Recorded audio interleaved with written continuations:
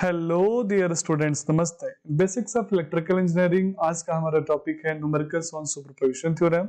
इस numerical series में ये सुपरपोजिशन थ्योरम का सेकंड न्यूमेरिकल है। तो आइए हम इस न्यूमेरिकल को शुरुआत करते हैं, जो कि हमने कॉम्पिटिटिव एग्जाम के पुराने पेपर से लिए हैं। स्टूडेंट, क्वेश्चन है find the current in branch A B of given circuit by using superposition theorem. यानी ए बी ब्रांच में आपको करंट की वैल्यू डिटरमाइन करनी है bye using superposition theorem. Means आपको हर ब्रांच में करंट की वैल्यू डिटरमाइन नहीं करनी है। तो आइए सिर्फ हम ए बी ब्रांच में करंट की वैल्यू डिटरमाइन करते हैं। तो स्टेप बाय स्टेप हम सॉल्व करेंगे। मैं फिर से रिक्वेस्ट करूंगा, जिस भी स्टूडेंट ने सुपरपोजिशन थ्योरम के मेरे वीडियो को विश किया है, एक बार आप उस वीडियो को देख लें और उसके बाद इस वीडियो को कंटिन्यू करें, क्योंकि न्यूमेरिकल तभी संभव हो पाएगा जब आप थ्योरी के बारे में काफी अच्छे से डिटेल में जानते होंगे।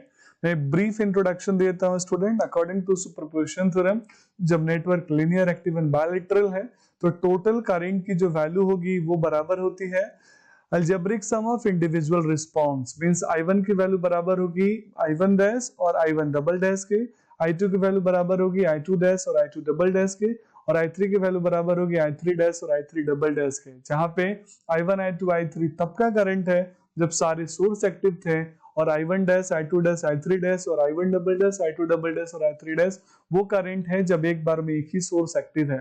तो स्टूडेंट, इस तरीके से I1 I2 I3 की वैल्यू इंडिविजुअल रिस्पॉन्सेस के अलजेब्रिक सम के बराबर होती है। This is the statement of law of superposition theorem.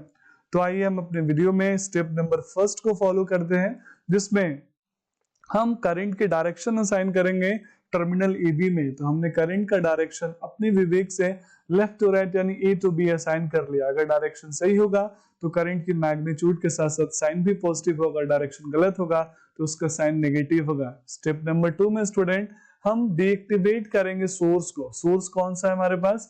एक करंट सोर्स है, एक वोल्टेज सोर्स है। तो मैं करंट सोर्स को एक्टिव यानी कंसीडर कर रहा हूं और वोल्टेज सोर्स को डीएक्टिवेट कर रहा हूं बाय कंसीडरिंग इंटरनल रेजिस्टेंस। और वोल्टेज सोर्स जो 15 वोल्ट का था, डीएक्टिवेट कब होता है? जब हम शॉर्ट सर्किट करते हैं, क्योंकि शॉर्टेड बार में रेजिस्टेंस की वैल्यू 0 होती है, इसलिए वोल्टेज ड्रॉप 0 होता है।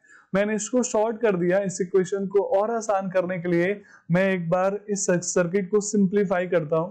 इसका शॉर्ट होने के बाद ये 2 और 5 ओम का रेसिस्टर आपस में पैरेलल में है, और जब दो रेसिस्टर पैरेलल होते हैं तो उनकी वैल्यू होती है R1 R2 अपन R1 प्लस R2, यानी उन दोनों का प्रोडक्ट डिवाइडेड बाय दोनों का सम। तो इस तरीके से R इक्विवेलेंट 1.42 आ गया।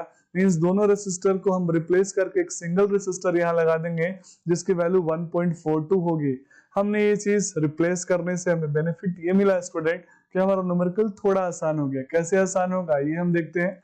अब यहाँ दो रेसिस्टर सीरीज में हैं 2 और 1.42, और उसके पैरेलल में 1.5 है, और पैरेलल होने की वजह से स्टूडेंट करंट का डिवीजन हो रहा है। तो हम करंट डिवीजन रूल से हम इस करंट I1 डैश की वैल्यू फाइंड आउट कर लेते हैं। मैं ऑलरेडी करंट डिवीजन रूल पे वीडियो बना चुका हूं। जिस भी स्टूडेंट को डाउट है, कंफ्यूजन है, प्लीज आप उस वीडियो को जरूर देखें।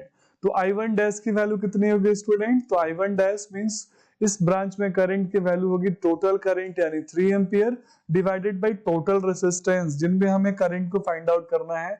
तो टोटल रेजिस्टेंस में दो रेजिस्टर सीरीज में है, तो 2 प्लस 1.42 और उसके पैरेलल में 1.5, यानी टोटल रेजिस्टेंस हो गया 1.5 प्लस 2 प्लस 1.42। अब जिस ब्रांच में हमें करंट की वैल्यू फाइंड आउट करनी होती है उसके पैरेलल ब्रांच का रेजिस्टेंस से मल्टीप्लाई करना होता है। यानी इस ब्रांच में करंट को फाइंड आउट करना है तो इसके पैरेलल में कौन है? ये वाला है। तो मैंने 1.5 से मल्टीप्लाई कर दिया। इस तरीके से I डैश की वैल्यू हो गई 0.914 according to current division rule. अगर आपको जरूरत पड़े तो आप इसमें भी करंट की वैल्यू फाइंड आउट कर सकते हैं, और ये होगा 3 माइनस I डैश। लेकिन यहाँ न्यूमेरिकल में सिर्फ मुझे इसी ब्रांच में फाइंड आउट करना था, तो हमने सिर्फ I डैश को ही फाइंड आउट कर लिया। स्टेप नंबर 3 में स्टूडेंट अब हम करंट सोर्स को डीएक्टिवेट करेंगे। डीएक्टिवेट मतलब मैंने उसको ओपन सर्किट कर दिया है, और वोल्टेज सोर्स को हम कंसीडर करेंगे। करंट को मैंने डीएक्टिवेट कर दिया, इसका मतलब हुआ ये ओपन सर्किट होने की वजह से मैंने इसको रिमूव कर दिया, यानी उसके होने या नहीं होने का कोई सेंस नहीं है यहाँ पे स्टूडेंट। तो आइए हम student Kirchhoff's volt current law लगा के, यानी केसीएल लगा के, आप केसीएल केवीएल कुछ भी लगा सकते हैं इस 2 ओम में करंट की वैल्यू फाइंड आउट करने के लिए। और मैंने अब करंट को I डबल डैश मान लिया जब 15 वोल्ट का वोल्टेज सोर्स एक्टिव था। तो आप मेश या नोडल कुछ भी लगा के सॉल्व कर सकते हैं। मैंने यहाँ पे नोडल लगाया है मींस मैंने नोड x की वैल्यू vx मान ली और नोड y को मैंने ग्राउंड कर दिया। एक ही इक्वेशन, एक ही अननोन नोड, एक ही इक्वेशन, और इस नोड का इक्वेशन होगा vx। हाई स्टूडेंट, इस नोड का इक्वेशन हम लिखते हैं, तो इस नोड का इक्वेशन होगा vx माइनस का 0 डिवाइडेड बाय टोटल रेजिस्टेंस यानी 2 प्लस 1.5 या 3.5। इस ब्रांच में करंट की वैल्यू होगी vx माइनस 0.5, मैंने लिख दिया।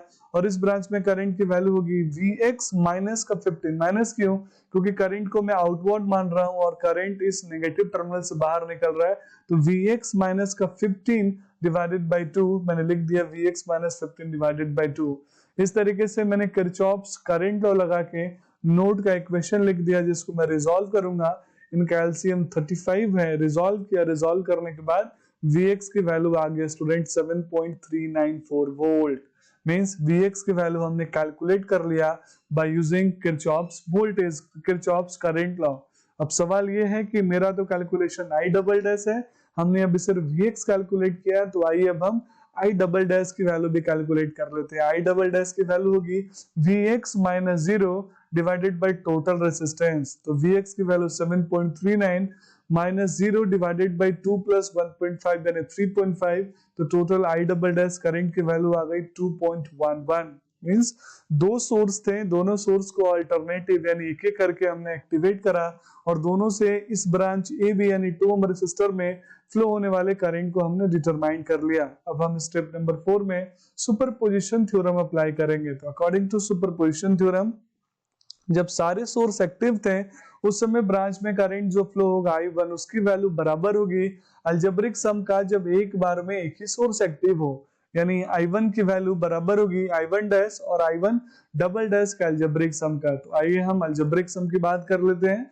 I1 का डायरेक्शन हमने लेफ्ट से राइट लिया है, तो और I डैश का डायरेक्शन भी लेफ्ट से राइट है, इसीलिए पॉजिटिव है। लेकिन I डबल डैश का डायरेक्शन स्टूडेंट राइट से लेफ्ट है, इस वजह से इसकी वैल्यू नेगेटिव हो गई। तो मैंने I डैश प्लस का माइनस I डबल डैश लिख लिया और I डैश की वैल्यू 0.913 हमने कैलकुलेट किया था। और सिमिलरली स्टूडेंट हमने I डबल डैश की वैल्यू 2.11 कैलकुलेट किया था, तो मैंने यहाँ पुट कर दिया इसकी वैल्यू को माइनस साइन के साथ। तो इस तरीके से I की वैल्यू हो गई 1.2 एम्पियर। ध्यान से सुनिएगा, 1.2 एम्पियर हमने टोटल करंट फाइंड आउट कर लिया bye using law of superposition theorem. 1.2 ampere minus होने का मतलब है ये डायरेक्शन A टू B है, और अगर आप प्लस में लिखना चाहेंगे तो इसकी वैल्यू होगी, डायरेक्शन होगी B टू A। मैं फिर से बोल रहा हूँ, मैग्नीट्यूड सेम होगा, डायरेक्शन चेंज होता है, इसका मतलब साइन चेंज है। यानी माइनस होने का मतलब है हमने डायरेक्शन A टू B माना है जो नेगेटिव आया है, तो अगर हम पॉजिटिव लिखना चाहते हैं तो डायरेक्शन को बस रिवर्स कर दे, B टू A कर दें।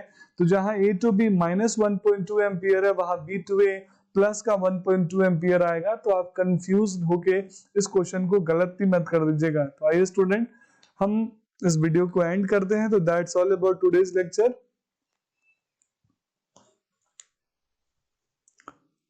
स्टूडेंट, तो हमने फाइनली I की वैल्यू कैलकुलेट कर ली by using law of superposition theorem. तो इस मेथड में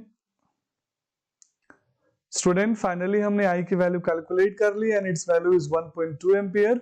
प्लस में जब डायरेक्शन B2 है, माइनस का 1.2 जब डायरेक्शन B टू B है। तो this is all about this numerical.